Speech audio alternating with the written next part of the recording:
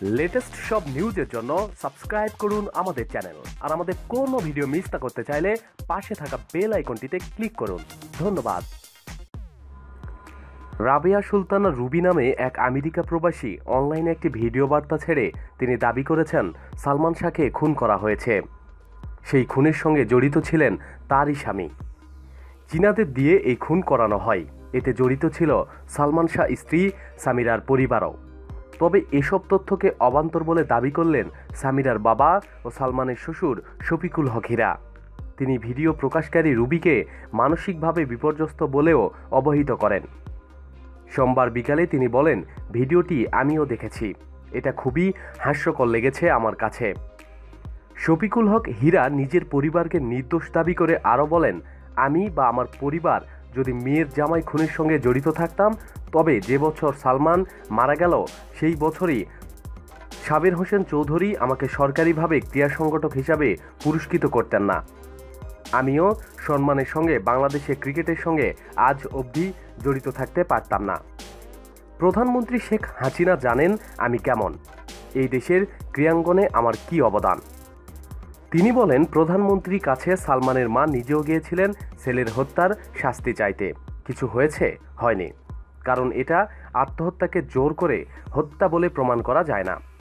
আর প্রধানমন্ত্রী জানতেন সালমানের মা নীলা চৌধুরী কেমন।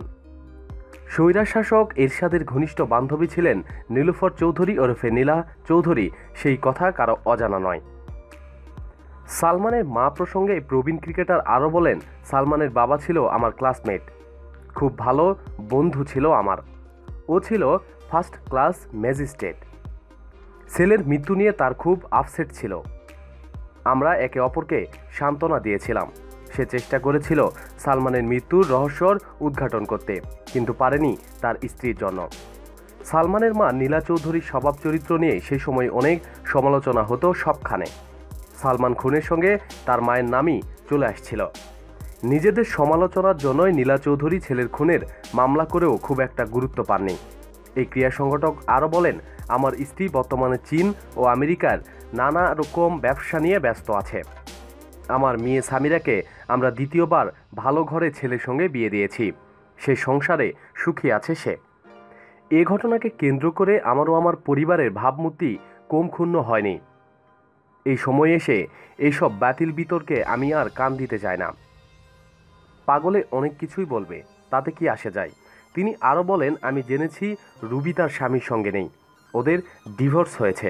শেষ বয়সে অর্থকরী ঝামেলা আছে হয়তো, কারণ ডিভোর্সের সময় স্বামীর কাছ থেকে টাকা নিতে পারেনি, তার ও পুত্রের নিরাপত্তার ব্যবস্থা করতে পারেনি, এজন্য মাথা হয়তো বিগড়ে গেছে।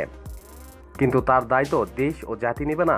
রুবি নিঃস্ব অবস্থায় আছে, তাই মানসিকভাবে বিপর্যস্ত হয়ে যা খুশি তাই করছে। হতে পারে সালমানের মা ওকে টাকার লোভ দেখিয়ে থাকতে পারে, সেজন্যই এটা পুরনো ইস্যুকে নতুন করে রং মাখিয়ে হাজির করছে। বাংলাদেশ জাতীয় ক্রিকেট দলের প্রথম অধিনায়ক হীরা বলেন, রুবি নিজেই তো এই মামলার আসামি।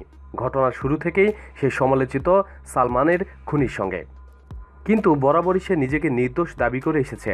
সালমানের মৃত্যুকে আত্মহত্যা বলে দাবি করে সালমানের মাকে কটাক্ষ করেছে। তবে নতুন করে কেন সে এসব মিথ্যাচার করছে সেটা খতিয়ে দেখার প্রয়োজন। ভিডিওতে সামিরা ও তার পরিবার সালমান খুনের সঙ্গে জড়িত বলে দাবি করেছেন রুবি। এ প্রসঙ্গে হীরা বলেন, এটাকে পাত্তা দেওয়ার মতো কিছু আছে বলে আমি মনে করি না। আমার মেয়ে বা আমার পরিবার এর সঙ্গে জড়িত থাকার প্রশ্নই আসে না, কারণ বহু আগেই আদালত এটা প্রমাণ করেছে যে সালমান শাহ আত্মহত্যাই করেছিল। সুতরাং খুনের প্রসঙ্গ আসেই না। রুবি হয়তো কোনো কারণে ব্ল্যাকমেল করতে চাইছে আমাদের। তিনি বলেন, সালমানের মৃত্যুকে কেন্দ্র করে সালমানের মা অকারণেই আমার মেয়ে ও পরিবারকে অপমান করার চেষ্টা করেছে। আদতে এসবের কোনো ভিত্তি নেই, এটা প্রমাণিত। আমাদের কাছের মানুষ যারা সবচাইতে তারা ভালোই জানেন যে সালমান প্রচণ্ড ভালোবাসত সামিরাকে। সে সামিরার সৌন্দর্যে মুগ্ধ ছিল বরাবরই। তারই সামনে 1995 সালে শাহরুখ খান সামিরাকে বলিউডে অভিনয়ের প্রস্তাব দিয়েছিল। সে আমার মেয়েকে নিয়ে গর্ব করত। হীরা বলেন, আমরাও সালমানকে প্রচণ্ড আদর করতাম, কারণ ও শুধু আমাদের জামাই ছিল না, সালমান ছিল আমার বন্ধুর পুত্র এবং আমার স্ত্রী বান্ধবীর পুত্র।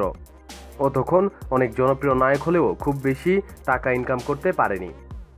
আমাকে প্রায় সময়ই চট্টগ্রাম থেকে 50,000 করে 1 লাখ করে টাকা পাঠাতে হতো। আমি পাঠাতামও সন্তান মনে করে। কেন সে আত্মহত্যা করলো সেটা অজানাই এবং আফসোসের। তবে আমার মেয়ে ও পরিবার থেকে কোনোদিনই ভালোবাসার কমতি ছিল না সালমানের জন্য।